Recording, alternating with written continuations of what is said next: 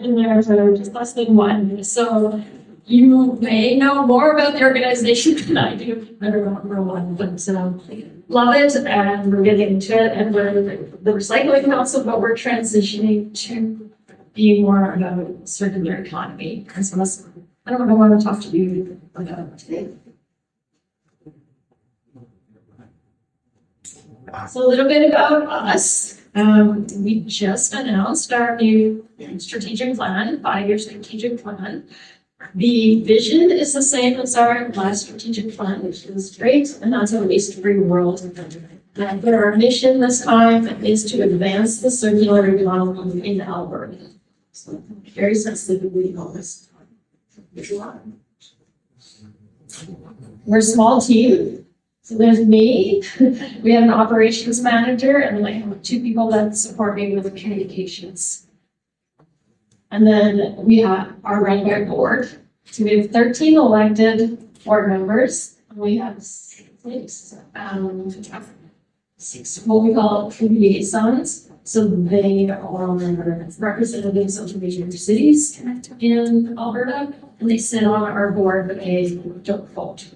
They share information with us, and we share with them. And the reason we had that was back in the day, recycling was almost exclusively a municipal function. So we thought instead of making them get elected on the board, we would have them as permanent members. So that's being reconsidered, just how to manage our board better, because 13 plus 6 is a lot of people to try and coordinate. And our members, so we are a membership organization, we're not government, we are we go 340 to 350 members at any given time in the year. And our breakdown, we are 42% corporate or business, about 26% municipal. We have some nonprofits, around 40%, and then individuals, and then other is we are reciprocal and humans. So I think this presentation is going to be a bit of a pitch to be a member if you are not a member. So these are our new goals. We have 4 new goals. So I will be going through each one and how we're working to actually advance the circular economy through these goals with specific examples. I'll list them now to promote and advocate for system reforms that advance the circular economy in Alberta. We have a goal to design and deliver programs that drive circular economy literacy and action.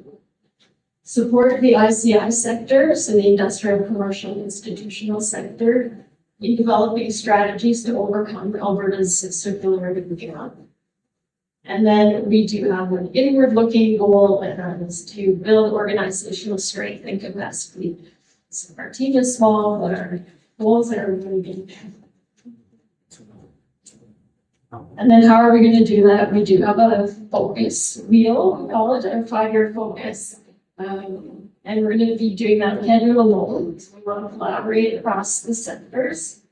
We can't do it alone, so we're going to empower our members. We're going to work hard to create opportunities. Events like this come in, raise awareness, advocate for change, and then strengthen our influence. Relates to that.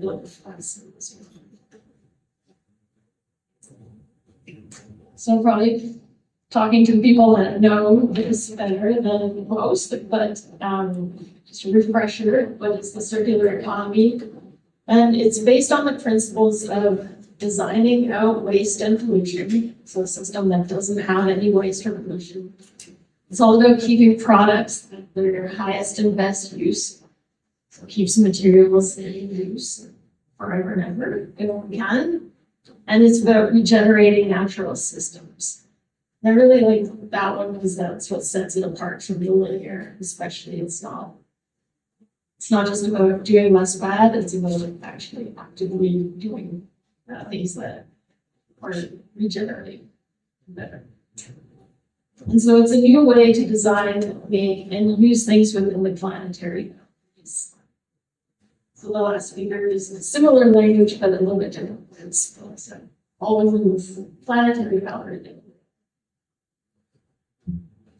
And I like this one too. Why is the current linear system not working for us? Well, 80% of items stored in a typical home are used only once a month. It's probably less than that. That's typical. 31% of food is wasted along the whole value chain. Sad. And then things like big ticket asset items like the car, it's the average parts part 92% of the time. So just our current way of thinking about things and assets and ownership really show that there's an opportunity here to increase our resource use and efficiencies. And then where we always say wherever there's a gap and wherever there's waste in the system, that's an opportunity. So in the whole sphere of looking at economy, these gaps, yes, it's a waste, but then what's the opportunity to actually keep the economy going? And when we were invited here today, we were asked by Erin to talk about what we do as an organization to enable circular economy initiatives. I thought that was very interesting. So we took a lot of pictures, and it'll be a little bit of rapid fire, but if there's anything that catches your eye, you want to get more involved with, let me. So you heard this is one of our goals, that we promote and advocate for system reforms that advance the circular economy in Alberta. What the heck is a system reform? But it's like the big scheme of the systems that we work with. And one of the big ones that we've been working on, this one, we'll go back to the other one, is extended producer responsibility. Has anyone heard of that? A few. So right now, municipalities run most of the blue card programs that you know of, in Calgary, of course. And going forward, starting in April 1st next year, it's extended producer responsibility, where the responsibility for that end of life, whatever object you purchased, it was only a few that are regulated, but it would be the responsibility of that company that produced it. So box from Amazon is the responsibility of Amazon. And so it will probably look much different from a user perspective, but in terms of the whole system reform, that responsibility is shifting to manufacturers of that product.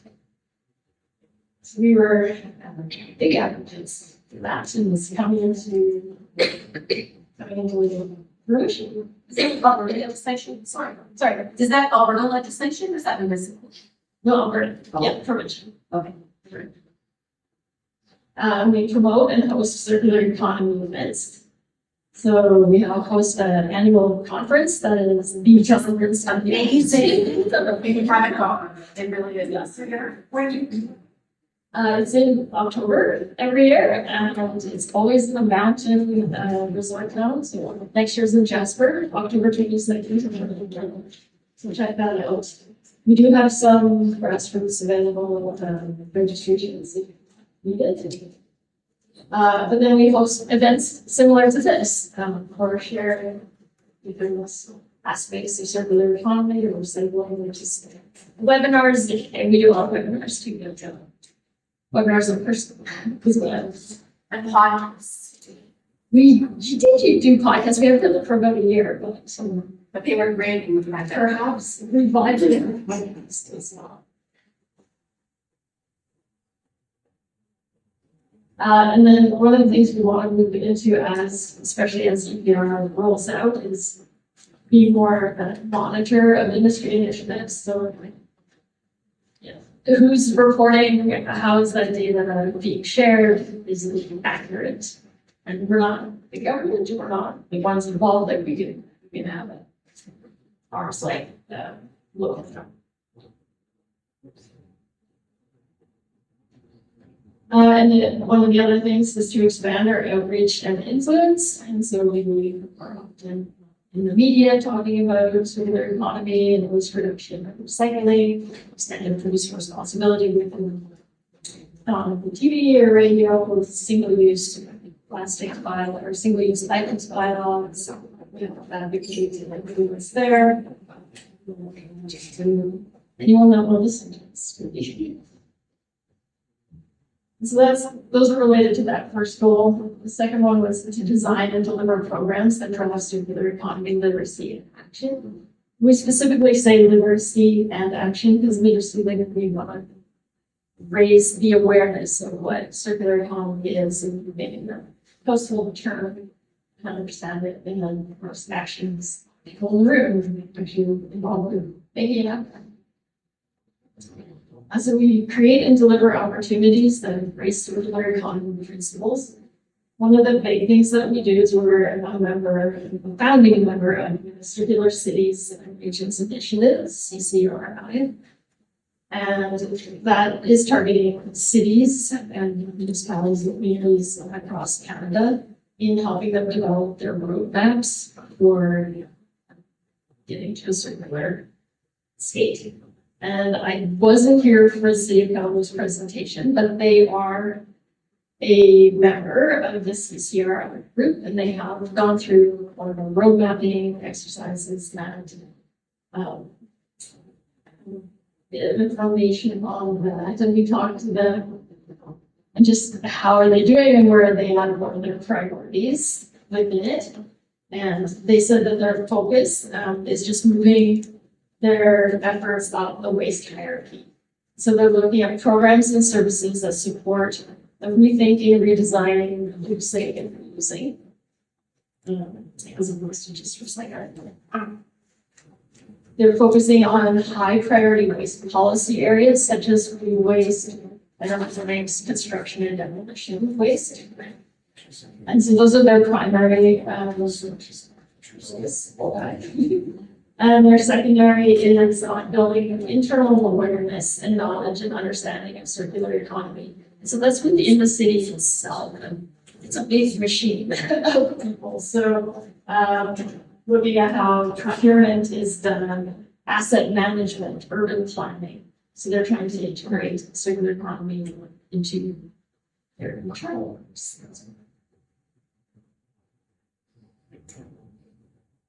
And so we're working towards being Alberta Circular Economy Resource Hub. We're not quite there, so don't go on our website expecting too much yet, but we have a few of our programs and projects, but we really want to be like curating repository of a library of circular economy documentation and studies and things that we feel are critical.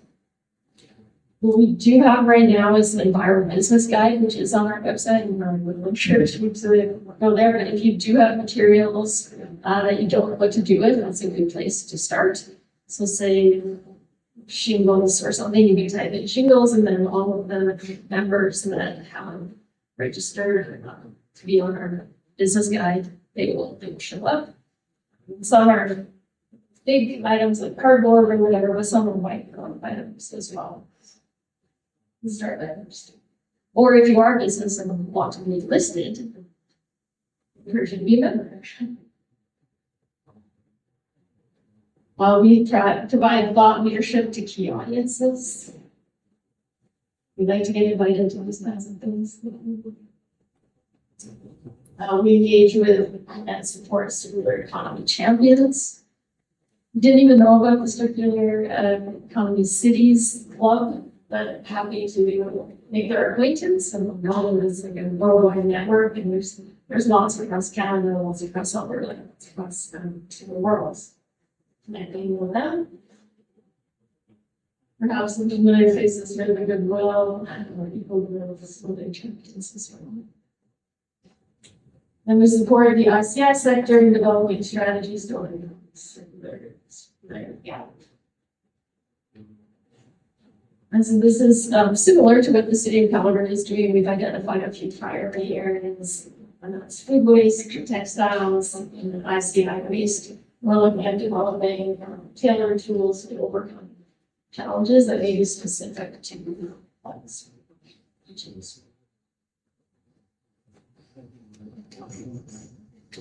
Offer coaching, advice, and networking for members transitioning to the circular economy.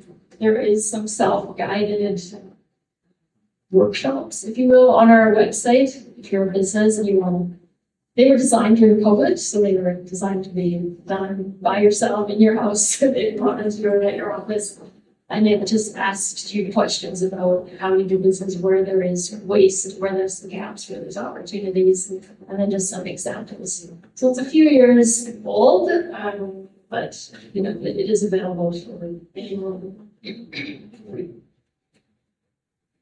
And then we run workshops. And we like to promote best practices and emerging trends and metrics.